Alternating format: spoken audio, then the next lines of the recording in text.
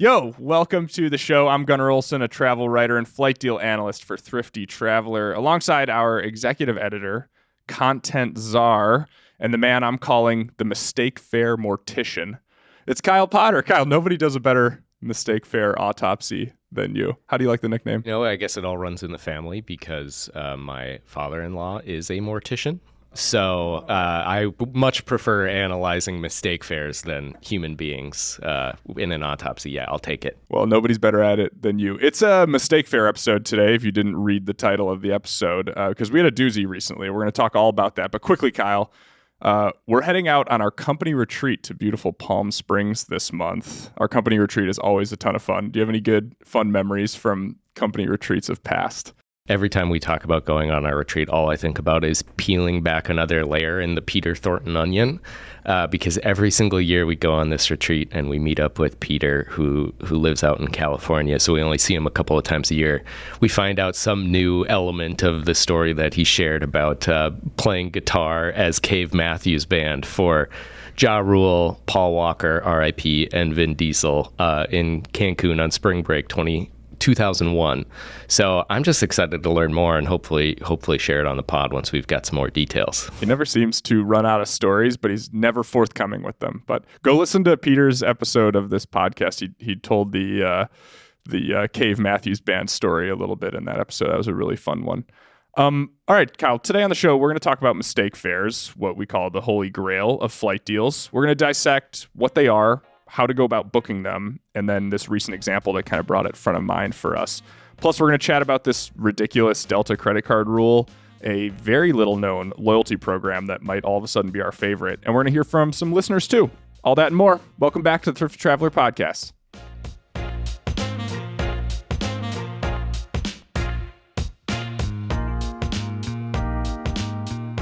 All right, as we always do to start the show, Kyle, I want to find something out today. Are you flying over the holidays this year?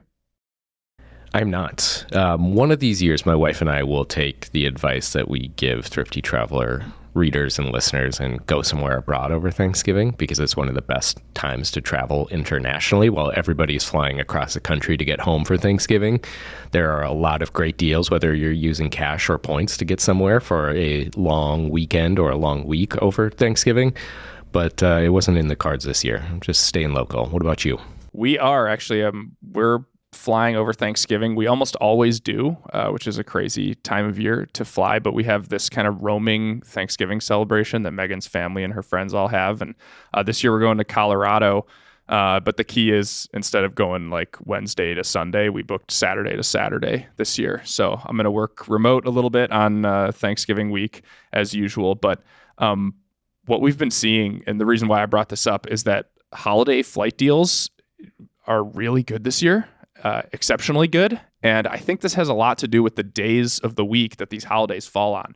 We have Thanksgiving flight deals are always good abroad, right? If you want to go to Europe, it's pretty easy to find like a really cheap fare over Thanksgiving because Europe doesn't do Thanksgiving. They don't care. So, and it's usually like a domestic travel holiday. But the interesting thing is, besides those regular Thanksgiving fares, over Christmas and New Year's, we've seen a lot of good stuff domestically.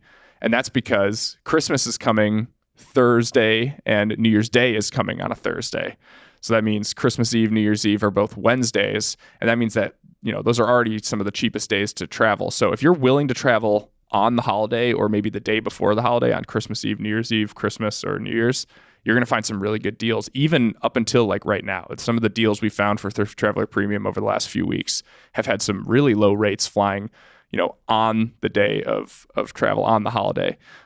So it's been kind of interesting to see that, and it's kind of left some possibilities wide open. I know I got my mom booked on a fare up to Minneapolis that leaves on Christmas Eve, and it was really cheap. It was, you know, less than $100 from Chicago. I mean, year in, year out, traveling on the holiday or the day just before is typically one of the best things you can do. And it just reinforces the need to be flexible to find those savings. But the fact that this year, all the puzzle pieces fit together to find a cheaper fare on the holiday because that day prior falls on an off-peak Wednesday.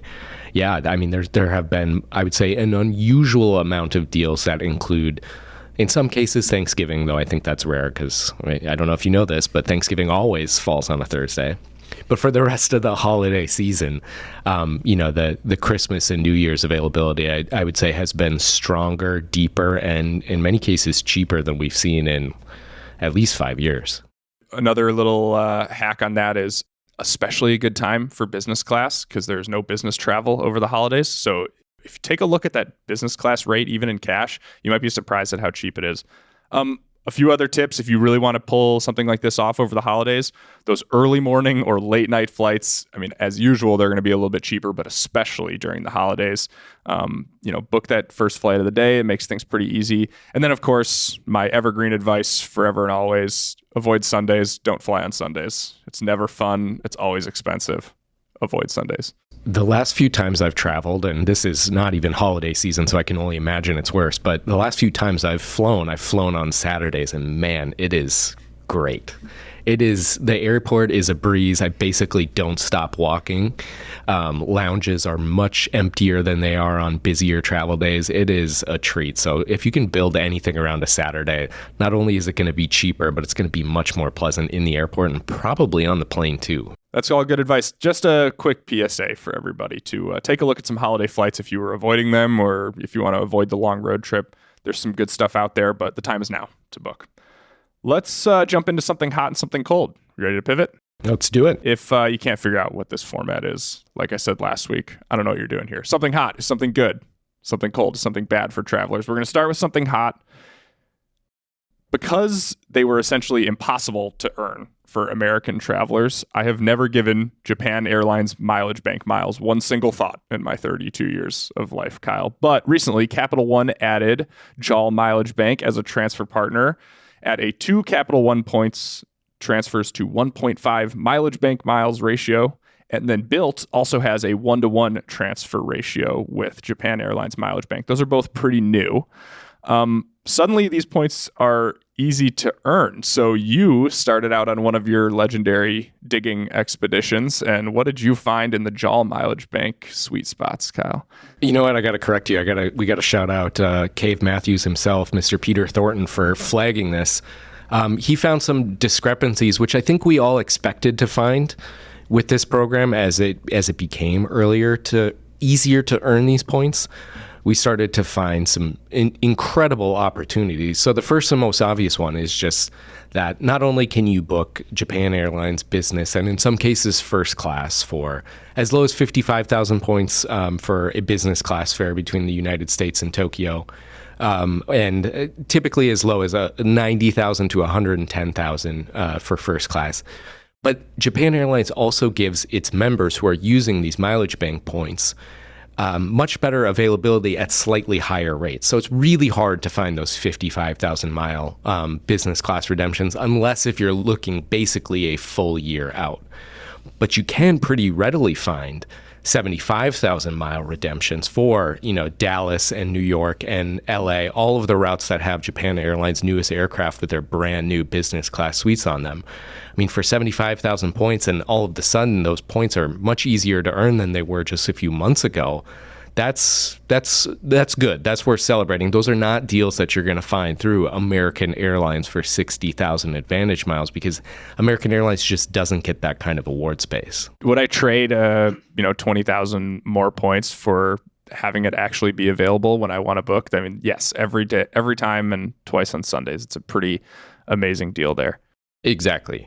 And then more importantly, the question was always, what other deals are out there? I mean, Japan Airlines is part of the One World Alliance, so you can, in theory, book American Airlines and Alaska and Finnair and British Airways, as well as a handful of other different partners.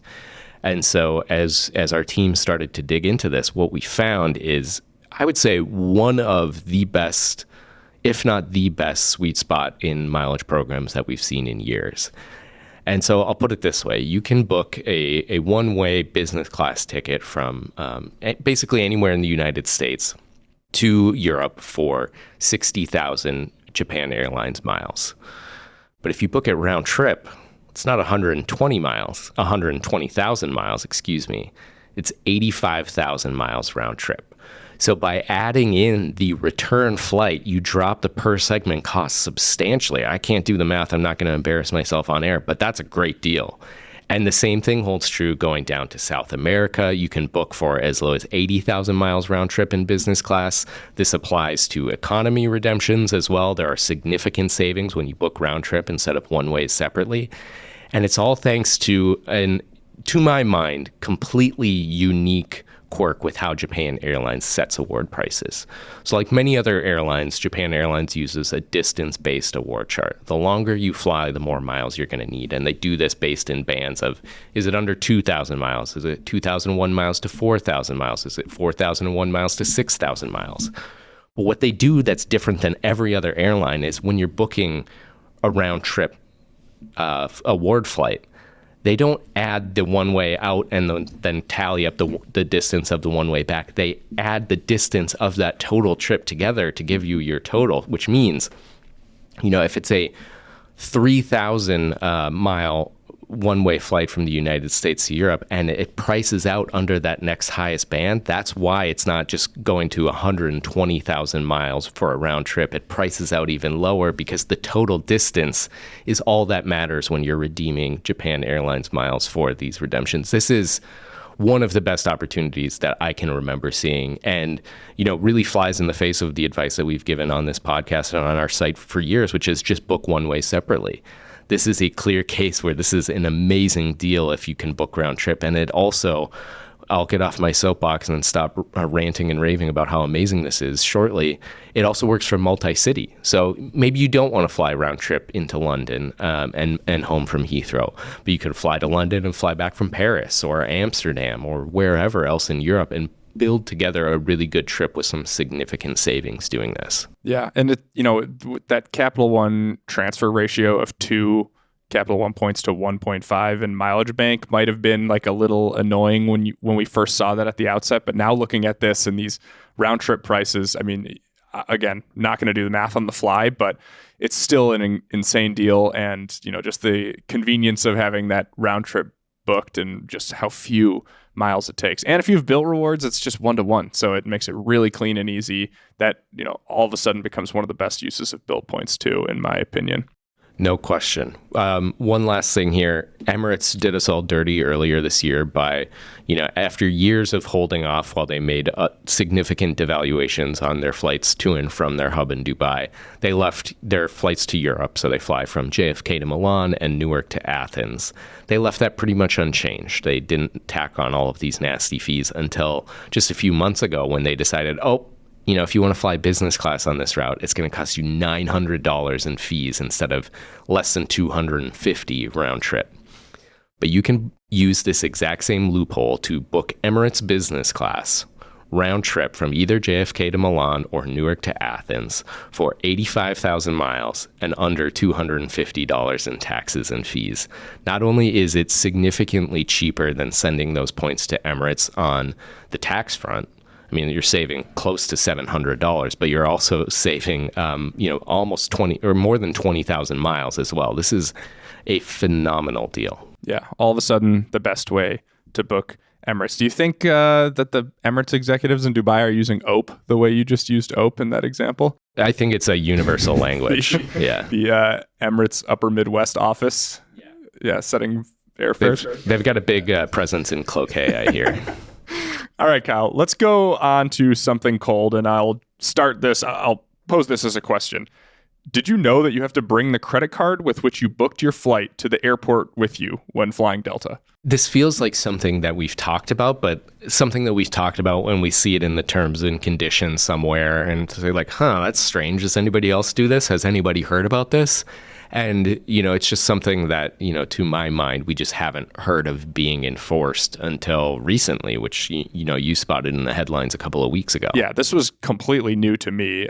This derailed half of a day of work for me because I was so blown away by this rule. But was that the same day you were practicing Santiago de Compostela in the mirror? That's right. I burned a whole day on that. Just eight hours of, yeah. This is the best job on the planet, everybody. I want you to know that. All right. So this came about. So Delta's terms and conditions explicitly state in a section called credit and debit card presentation that travelers may have to show an airline representative the credit or debit card that they used to purchase the ticket in order to get their boarding pass. It was, in short, I'll say it was discovered by a man named Herb Weisbaum, who was denied a boarding pass for a Delta flight from London to Seattle a few weeks ago because the card he booked the fare with was sitting in a drawer at home in Seattle. We wrote all about his saga for a story on our website. You can check it out. The reason I bring this up is I could see this being really problematic in a lot of ways. Like, for one, children or young adults traveling on tickets booked by a parent or guardian. What happens if you need to show your proof of your credit card that you purchased the fare with? Two, business travelers, like from small businesses traveling on tickets booked by their employer. And then three, people like us who have several credit cards and keep most of their cards in a drawer at home. The card I use to book all my airfare, my Amex Platinum card, does not travel with me until now. So in a statement to us, Delta did say that most travelers don't have to show their cards, and for privacy and security reasons, they wouldn't clarify kind of when you'd be required to. We have a member of our team who used to work in ticketing at Delta, and she told us that this is a long-standing rule, and usually the only itineraries that would flag this requirement were flights to Africa and Asia, where apparently Delta thinks fraud is more common. So I guess you weren't as surprised as I was about this rule, Kyle, but do you see what I see and that this could be a big problem for a lot of travelers? Oh, completely. I think if nothing else, everybody listening to this should probably think about throwing whichever card they use to book their Delta flights into their wallet. And look, this may well be bigger than just a Delta problem. In fact, it probably is, but it's not spelled out in the terms of United or American or Alaska or Southwest or, everywhere down the list. This is among the major U.S. airlines unique to Delta. And, I understand that Delta, this is a clear anti-fraud measure. And that means that Delta can't say exactly when they will or will not enforce this policy. But at the same time, they're being just phenomenally unhelpful in helping set expectations for when this might be something that you need to keep in mind. And I think in particular for the situation you flagged about booking travel for a family member and especially minors who don't have a credit card of their own, this is a situation that people are going to need to prepare for. Yeah, for sure. All right, we're going to talk all about mistake fares in the second half of the show, but first we're going to take a quick break.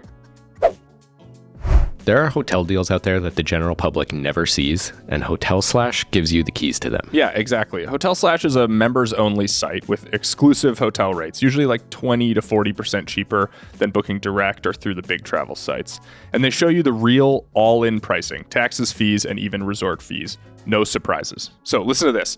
A 5-night stay at the Xcaret Resort was $4,900 on HotelSlash compared to around $5,700 on other sites. That's nearly $800 saved on the exact same trip. And you can try it out for free. Head to HotelSlash.com, use the promo code Thrifty Traveler, all one word, and get a 90-day trial membership.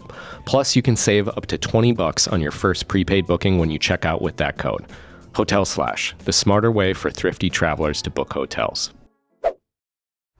Okay, welcome back. It is time for the Extra Mile, where we dig a little deeper into a topic. And this week, we're talking about mistake fares, the holy grail of flight deals, which can lead to some of the best fares in the history of travel when the airlines, or more likely their computer systems, make errors in putting fares. What the end result is $134 round-trip flights to Ireland, business class flights to Europe for 3,000 points, $600 business class flights to Hong Kong, and much more. I want to nuts and bolts this thing, Kyle. I want you to tell us exactly how mistake fares work. We're turning nuts and bolts into a verb. It's my podcast, Kyle. Nuts and bolts is a verb now. So we're going to nuts and bolts this thing. But first, I want to just give people an idea of what some of our favorite mistake fares are. So we're doing a mini draft, 3 apiece. You get to draft first, and we're going our 3 favorite mistake fares of all time. All right. In number 3, I'm taking... most of the mistake fares on this list are going to be cash fares, but a couple of years ago, Air France KLM Flying Blue goofed and sold business class redemptions to Croatia from Canada for as low as 13,000 miles each way instead of more like 50 or 60,000 miles each way. It also got as low as 5,000 miles each way to Provence, France, which included a business class flight over to Paris and then a train ride to Provence. And a couple other deals that went pretty quickly, but were even better. This is maybe the only one on the list that was not actually honored. Air France canceled almost all of those fares, but I think it still merits a spot on the list. I'm kind of bummed that you put those two together because I was going to take one of those. I was going to take either Greece and Croatia or the Provence France one. The train connection one was pretty hilarious. You let me go first. That's on you, buddy. Okay. With my third pick, I'm taking one of the pandemic specials, Atlanta to Santiago, Chile for $62 round trip nonstop on Delta. That was the craziest thing I've ever seen. It looked like a photoshopped image, but we had several members of our team and several Thrifty Traveler premium members book that one. But ATL to Santiago for $62 is my number 3 pick. That was my number 2. We have to clarify. We have a story all about mistake fares on our site, and we include this one as an example. And we explicitly say this is not photoshopped because it's insane. That should be. It typically is a $1,200 round trip fare or more, sold for $63 US. All right, your pick. Number 2, going a deal we found in the spring of 2024. Minneapolis and Chicago to Dublin, Ireland, as low as $134 round trip. I think this maybe was the single most popular mistake fare that we've ever sent our members. I mean, the number of emails that we got from members who booked this, I think ended up being close to at least 100, maybe more, and for good reason. I mean, $134 when that fare should typically cost at least $700, if not more, is pretty special. Yeah. Okay. Mine, it was, man, I don't remember exactly when it was. I think it was like 2, maybe 3 years ago now. It was JFK to London in Virgin business class for under $900 round trip. It was one of those fares we couldn't even believe our eyes. It took us a while to vet it out because it just seemed impossible. But that's, at least, oh God, that fare must usually go for something close to $2,500, $3,000. Oh yeah, on a really good day, and the fact that it was below $900 was clearly a mistake and an unbelievable one, and they honored that. We knew of a bunch of people who booked that and traveled on that. You know what's better than $900 round trip to London? Under $600 round trip to Hong Kong, Vietnam, and Thailand. The only mistake fare on this list that I actually booked and took. This deal popped up in the summer of 2018, so it's been a few years now, but it was for travel in 2019. This was, I want to say, 3 weeks before my wife and I got married. So once it came through, I sent my wife a text and I said, "Do you want to go to Vietnam next year in business class? You have 5 minutes to respond." She didn't get back to me. She was kind of heads down at work. So I messaged my friend, Jim, and said, "Let's book this. Let's book it now." Booked it. The deal died probably 10 minutes after that. And Jim and I took a really awesome trip to Vietnam together in 2019, flying Hong Kong Airlines. That's a really, really good one. All right, for my number 1, I'm not going to choose the one that we found just a few days ago because we'll talk about that one later. But this one from earlier this year was $1,000 round trip to Europe in Lufthansa business class. This Lufthansa was selling fares that were clearly missing lots of surcharges, and it was mostly from like Charlotte was on this deal, Dallas, Miami, and Philadelphia. A couple of AA hubs flying Star Alliance partners across the pond in from 1,000 round trip up to like 1,400 round trip to all over Scandinavia and Northern Europe. Another insane deal. The round trip pricing on that is wild when you break it down, how much surcharges they missed on that one. So, all right, that was a fun little draft. So, Kyle, now that we know what some examples are, what is a mistake fare and how do you know that it's a mistake fare versus just a really, really, really good deal? There's a short answer and there's a longer answer. The short answer, probably involves a Supreme Court ruling involving pornography where the justice said, you know it when you see it. I think that's kind of the short answer for a mistake fare. It's just, if it's too good to be true, it may well be a mistake fare.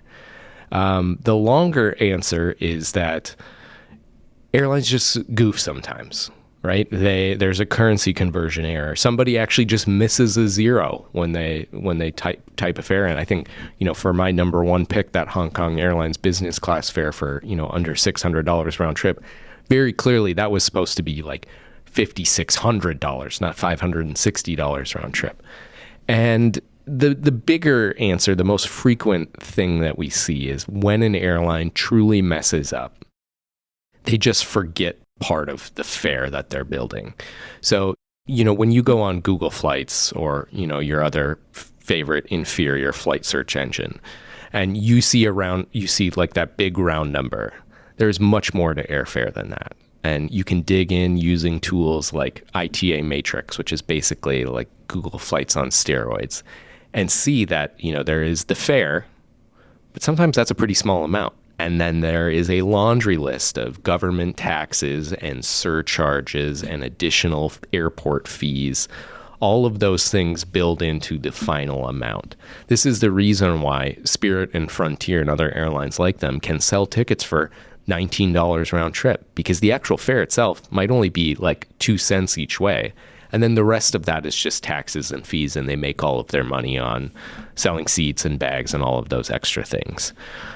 But increasingly where we see mistake fares crop up is an airline forgets one of these big elements, namely big surcharges. So in addition to the fare, the airline might charge what they call a fuel surcharge, which, on an economy trip, that might be $300 round trip. On a business class seat, that might be more like $2,000 round trip. So one of the first things that we always do when we start to suspect that there's a mistake fare, one of those too good to be true things, is actually look at the composition of these fares and see, is there anything that's missing that makes us think, yeah, the airline actually goofed on this one? Yeah, it's always really interesting, because I called you at the top of the show the mistake fare mortician. And when we find these insane deals, we make sure, first of all, that we're getting them out to our members so that everyone has a chance to book it really quickly. But then what you do right away is you start digging into the fare structure and see, like, all right, where was the error? Like, what fee is missing? And nobody does that faster or better than you, the mistake fare mortician, Kyle Potter. So we tell people mistake fares are really fun. It's like one of the coolest things you can do in travel. If you can book a round trip flight to Europe for $130, that's amazing. Probably not a good strategy to rely on traveling on mistake fares, but they're not as infrequent as we once presumed, right? We've told people for years that mistake fares happen once or twice a year at most. And look, like, they're getting, I would say, in general, less frequent. They used to be far more common. I'm talking not just pre-pandemic, but 10 plus years ago. And clearly airlines have implemented new systems and are leaning on technology to root out these mistakes before they get published and go live and allow people to book them. Especially the U.S. airlines. Yes, no question. That said, we looked through our archives and looked at how many mistake fares that we found, and I think we were both pretty surprised. So, it goes from 2025 so far, we have found and sent 4 mistake fares thus far. Hoping for a 5th, knock on wood, that we're going to get there before the end of the year. And then there's been a couple of years since the pandemic with just 1 or 2 or 3 mistake fares. And then in 2020, I honestly couldn't believe this. We technically sent 9 mistake fares, which I just want to get back to your previous question. This is the rub, is sometimes it is truly difficult to say whether something was a mistake fare or whether it's just a really good deal. And in the case of 2020, airlines just lost their minds and were desperate to fill seats. And they did crazy things like selling Atlanta to Santiago, Chile for $63 round trip. I genuinely don't think that was a mistake. I think that was a published fare that on a flight that was completely empty at the time, as we got towards the end of 2020, looking into 2021. So sometimes it's kind of hard to say. It's figuring out what's a mistake fare and what's not and what's just a really good deal. In many cases is a lot more art than science, but I'm still a little bit surprised that they are more frequent than we probably thought. Yeah, I was actually very surprised to see at how frequently we actually have found them over the last few years, especially, 4 already this year by October is really crazy, and giving people a lot of good examples. We didn't actually even touch on it. What can you tell me about this latest mistake fare? What did we find, and kind of what sparked this whole discussion in our minds? Well, we've been circling this episode for a while because I think we wanted a semi-recent mistake fare to talk about so we could do this kind of autopsy, as you called it. And in this case, it was a British Airways, and to a lesser extent, American Airlines business class fare from a couple of U.S. hubs over to Europe, over to London and back for, $1,300 round trip total. So certainly not the cheapest one on the list, but that's typically at least $4,000 round trip. So immediately that sets off the question, like, is this real? And so in looking at the fare composition of this, we saw that when those tickets on those exact same routes were selling at the normal price of $4,000, there was a $2,000 fuel surcharge attached to that. That was part of the fare breakdown. When it was selling for like $1,300, that $2,000 fuel surcharge was nowhere to be found.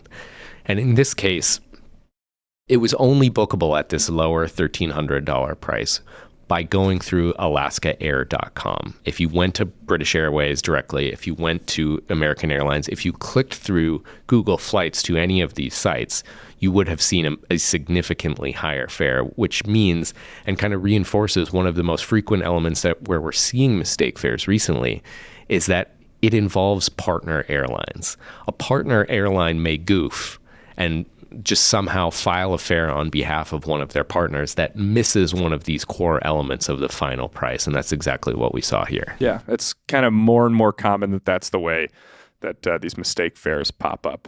All right, I want to take people inside the Thrifty Traveler offices, our Thrifty Traveler systems on mistake fare day. And, to me, when there's a mistake fare that we find, we alert everybody and we all start scrambling to figure out what it is and how to best, send it to our members and analyze it for, Thrifty Traveler readers and eventually this here podcast. But, to me, when mistake fares happen, it feels like a really hectic episode of The West Wing, like very Aaron Sorkin, like walk and talk. Everyone's got physical papers in their hands. There's a lot of shuffling and running and yelling and like newsroom style crosstalk, when in reality we're all just click clacking at our little keyboards next to each other. But not as much printed papers involved in the mistake fare process these days. No, I like to keep a stack of printed papers just so I could heavily ruffle them at people to let them know that it's urgent. But it always feels big and important to us. But tell us a little bit about what the mistake fare process is like for Thrifty Traveler. Well, we should really have John or Peter or Katie in here with us. I wish they were, because they know it better than anybody. I mean, first it starts with we see the deal, and in some cases we find it ourselves. In other cases, something crops up on a forum like Flyer Talk, where people share one of these amazing deals, and people start talking about whether or not they can book them, and then we have internally on our team a dedicated Slack channel that is devoted to mistake fares and unicorn alerts, kind of the super rare deals that might not be a mistake fare, but an amazing points deal that we may not typically see. And we start talking like, is this real? Is this a mistake fare? What do we do? We start looking at the fare composition. Maybe most importantly, one of the most critical aspects of this process when we were trying to put together one of these text alerts and then emails is we actually book it ourselves, because the last thing that we want to do is send out a deal that isn't actually bookable. Because I mean, the number of times over the years, despite sending 9 of these deals in 2020 and 4 so far in 2025, the number of times when we've seen an amazing price and thought this is probably a mistake fare, we should send this to our members, only to try to book it and have that error out because it's the inventory has already been pulled, or it's just not a real available deal in general. I mean, those numbers would be significantly higher. So that's just a really key part of this process. We have a whole document that outlines our systems for getting these mistake fares out to our members and in front of people. And the first thing on there is make sure it's bookable. Because if it's not bookable, then there's no point in doing this, right? Right. And, so for that Air France points deal that I mentioned at the top of the segment, I mean, that was one where a handful of us booked those. A, because we're selfish and we wanted to fly to Croatia for 13,000 points in business class. But B, more seriously, because it's like, this is too good to be true. In that instance, a points mistake fare was more or less unprecedented. So we had to check it out. Yeah. So a little more behind the scenes here. What we do on the premium side when we're sending the flight deals to everybody is, one, when we find the fare, it's usually between 2 cities, but then we start digging in and looking around to see, is this bigger? Like, where is this mistake, happening to and from, and can we get as many cities involved in this as we can?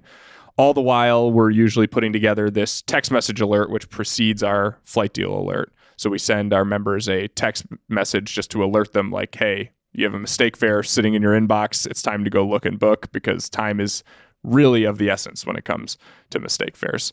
159 characters to try to capture the enormity of a $1,300 business class fare to London. It can be difficult to thread that needle and give people enough information, but look, every second matters with these things. And this is such a rush. Like the days when mistake fares crop up are some of the funnest days in the office, especially when we're actually working together in person and we get to, look at each other's computer screens. Oh my gosh, did you see this? Okay, go back and, you start drafting the text, and I'll book a dummy deal to make sure that this is actually bookable. It's so much fun. Yeah, it is. It's that old newsroom rush that you and I are still seeking after all these years of being failed out of newsrooms ourselves. Speak for yourself. Okay, so if you happen upon a mistake fare, or we alert you to one, if you're a traveler out there, what should you do when you see a mistake fare? Book now, ask questions later. Even in my case where, I texted my wife and asked, do you want to go to Vietnam in business class for $560 round trip? You have 5 or 10 minutes to respond. That's probably too long.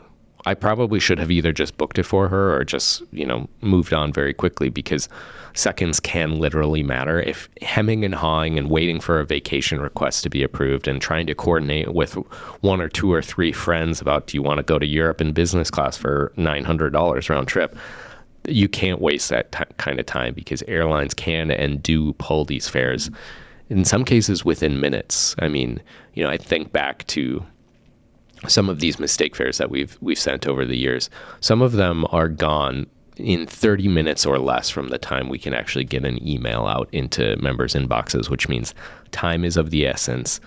Book it now, then start to figure those things out. And remember, as long as your flight touches U.S. soil, you have the 24-hour rule, which means you have a 24-hour window, in some cases more. In some cases, it's until 11:59 p.m. for the airline the following day. So it might be more like 36 hours, depending on when you actually book this fare. But you have time to start to see if you can fit the pieces together. Can you get the time off work? Can that friend that you booked it for actually come with you and then Venmo you for the ticket cost? And if that's not going to work, you cancel it and you get a full refund. That's the key, is using the 24-hour rule. Just book right away, using a credit card so you're protected, and then make sure that you get some details down in that first 24 hours. But that leads me, Kyle, to one thing I wanted to note. We noted, what are the best practices of booking a mistake fare? One of the things that's really important is what you should not do after booking a mistake fare, and that is booking other non-refundable travel things around that mistake fare, because these things don't always get honored, right? You got to be really impulsive to book it, and then after that, you immediately have to be very patient. It's one of the great ironies of mistake fares is that, yes, you never know. Airlines are unfortunately well within their rights to cancel fares that they can make a case were offered mistakenly at a low price. And, I think fortunately that has become pretty rare, I would say, over the years. Most of the mistake fares we see get honored, but there's always that risk, right? And so you need to just hold off. I mean, you can certainly book a hotel reservation that you're booking with points, or, at a, obviously not a prepaid rate, but, a stay in advance that can be canceled within a few days before you get there in case something gets, in case your airfare gets canceled. But, the big stuff, especially if you're trying to go to Europe and go on a cruise and book a prepaid cruise reservation, you have to wait. Yeah. Okay, so I know in terms of whether these things are honored or not, I know we've seen some cases like that, those Air France tickets that were not honored. Air France came out and said, we're really sorry, but this was a huge error and this would be a horrible loss for us to take, so we have to cancel these. And I remember at the time, the the head of Air France was even talking about helping people get points back into their Chase accounts and Capital One accounts and things like that to help people who transferred points get those points back. And then in some cases, like that Hong Kong Airlines one you're talking about, they right after the mistake fare, they tweeted something like, "Oops, have fun, everybody. I hope you enjoy our product for $500. So I guess how often should a traveler expect either one of those two outcomes? Well, before that, I just want to point out that was great that Hong Kong Airlines did that. Yeah. And then, like not even 2 full years later, they stopped flying long haul to the United States. And whether there's causality there, I don't know, but it's just very kind of funny to me. I don't know. I don't know that there's a clear answer. I will say, for the most part, airlines view this as a goodwill PR move to honor these fares when they do screw up. And so we see, I would say, again, mistake fares are generally speaking still quite rare. But it's even rarer that a mistake fare does get canceled. I mean, that Air France points deal from a couple of years ago is one of the few within the last 5 years that has been canceled. Now, a piece of this, again, is what's a mistake fare and what's just a good deal where we feel like it could be a mistake, but we don't know. And those fares obviously aren't going to get canceled. So there's definitely a lot of those types of just amazing deals that don't truly rise to the level of a mistake that are being honored because they were always going to be honored. You just, again, you have to be impulsive to book these things when you see them and you think you can make it work. And then you need to be patient and hope for the best. The general guidance that we give people is wait about 10 to 14 days. I will say the mistake fares that have been canceled within the last decade, that tends to happen within more like 3 or 4 days, typically even less. But it's much better to be safe than sorry on these things. Yeah. Well, that's good. That's a good discussion on mistake fares. I'm jealous that you got to book that one. I've never booked one. Oh, someday I'll be here and ready. I have the best opportunity of perhaps anyone in the world to book one working for Thrifty Traveler Premium. So I have no excuse for not doing it yet, but I'm waiting. You've been here for more than 4 years and you haven't booked a mistake fare. I think I would be well within my rights to fire you on air. Just add it to the list of my next review. My next review is going to be a doozy if you're taking notes on this podcast. Oh, it's a bloodbath. My notes are pages long. Now, can I spring a question on you that we didn't prepare for? Please. There has always been a big debate about calling things a mistake fare, and that in doing so, we may be playing into the airline's hands of giving them evidence to say, oh, see, look, this was a mistake. This website says so, or this service says so, and therefore we can and should cancel this ticket, and the U.S. government is going to allow us to do that because they have been given the bandwidth to make those kinds of decisions. So how do you feel about calling things a mistake versus this is just a really good deal? Yeah, I guess I think we've started we use this phrase mistake fare in part because we want to show people how fleeting it is and how quickly they need to move. And we always use the lightning bolt emoji. And this is all very on purpose. And we send them text alerts because it's all very on purpose. You need to get onto the website and book this right now. So in terms of us creating a sense of urgency with the phrase mistake fare, I think that's why we do it. I don't know. Should we move away to something else and just call all of these unicorns or call them all something else? I don't know if the airlines are going to be sending the government a Thrifty Traveler blog saying, hey, they called this a mistake fare, so this is a mistake, right? I don't know if the government would probably consider us the authority on it, but in any event, like you said, these things are honored a lot of the time. So, if they wanted to do this, they could be already. I'd hate for us to ruin someone's best deal of the year, but yeah, I don't know. I think mistake fare still just does the job most of the time, and I'm fine with how we use it. I agree. I think there's a tendency to overplay the importance of sites and services like ours and how much they truly do move the needle. I think to your point, the urgency is the most important thing. The urgency to book it, and then the caution to not do anything else until we're sure that this is going to get honored. And, to your point, these things generally speaking, have been honored. And so that to me takes off a lot of the pressure to be cautious on our part about labeling things a mistake fare when, the track record, at least for the last 5 years, has been, north of 90%, I would say, especially because, let's say we've found 15 mistake fares in the last 5 years, which is generally speaking the right number. How many of those were actually a mistake?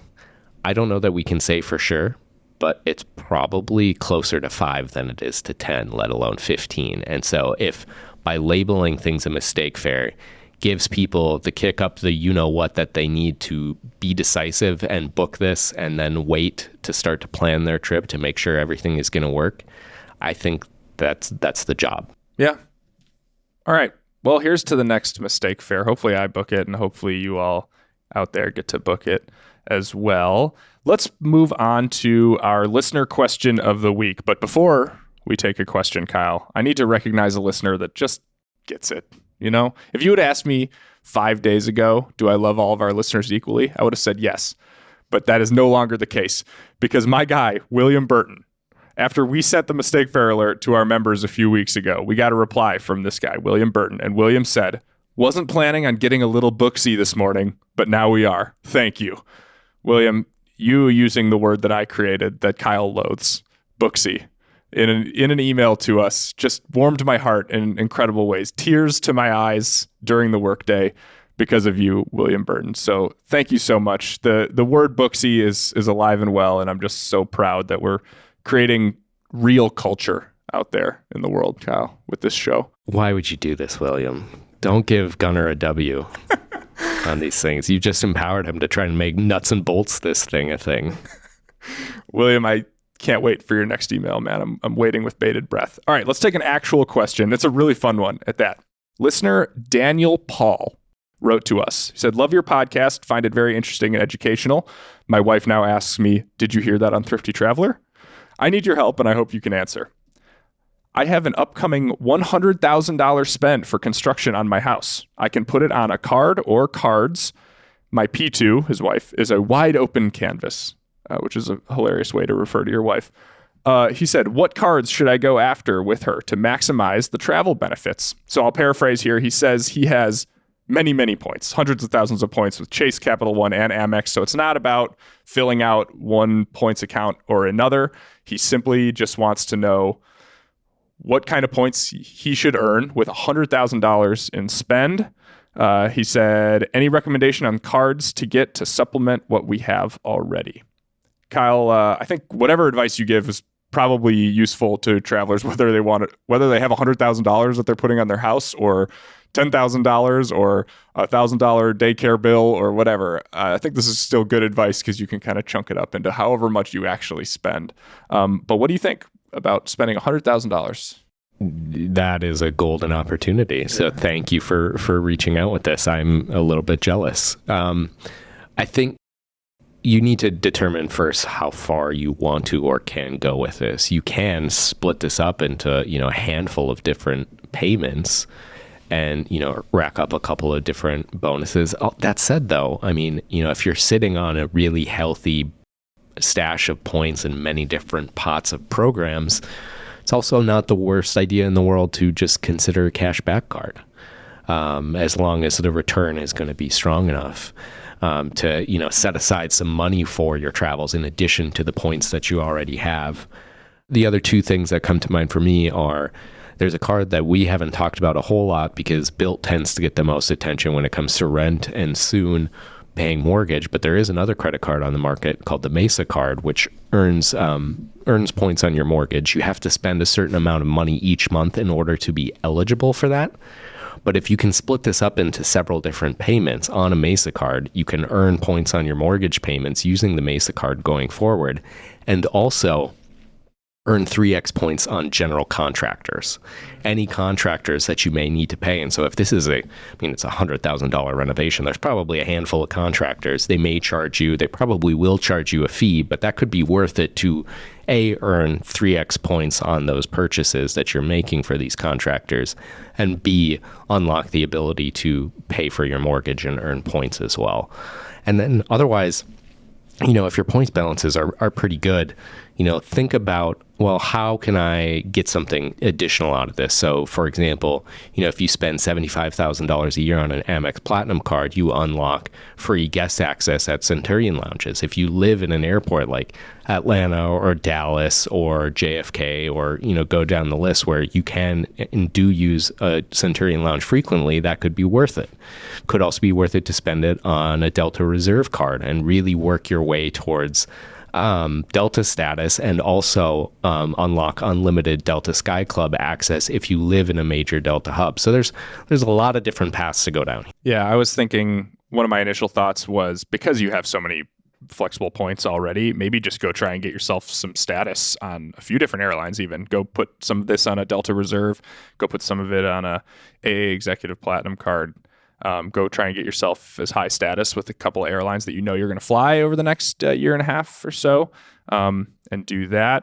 Otherwise, the business platinum card from American Express earns 2x on construction materials, so you can plump up that account there if you want. Or the most fun way, cash in a manila envelope, just because I've never seen $100,000 in cash before, and I probably never will. So, you're missing out on some rewards, but have you ever held $100,000 in cash in your hands before? I don't know. Could be a good opportunity. Might be the only one. Okay. I hope we helped, Daniel. Thank you so much for reaching out. If you want us to feature your question, email us at podcast@thriftytraveler.com, and your question might be featured in next week's show. It's time for On the Spot, and it's Kyle's question to me. How does it feel to be working your last day at Thrifty Traveler? No. Nope, that's not it. Okay, to put you on the spot, Gunnar. You haven't booked a mistake fare, but what other, maybe it's a mistake fare, maybe it's something you tried to book and it failed and it didn't work. What's the deal that got away? Oh, the deal that got away. Well, I booked Q Suites for my honeymoon, and then they product changed me. So I don't think that counts. You did take the Qatar. I did take the flight. Let me see. I mean, I've had a few, man. The deal that got away.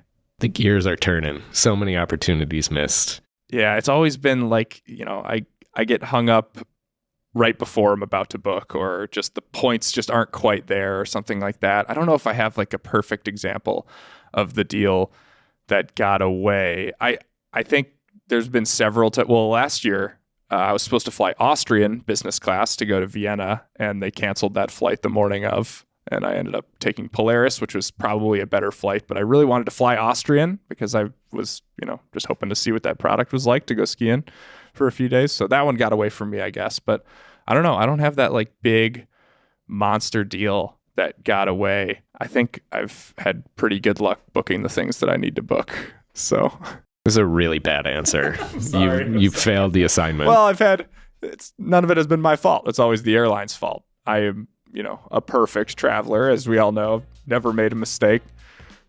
So I don't miss out on a lot of good trips. Good for you. Thanks, Kyle.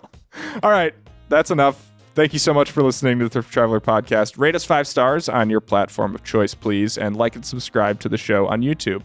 Send this episode to someone you know who needs a vacation booked on a mistake fare. If you have any feedback for us, send me a note at podcast@thriftytraveler.com. I'd love to hear from you there. Kyle, tell us about the team. This episode was produced by your favorite host, who is not a perfect traveler, Gunnar Olsen. It is produced and edited by Sylvia Thomas. Our theme music is by Benjamin Tissot. See you next week. See ya.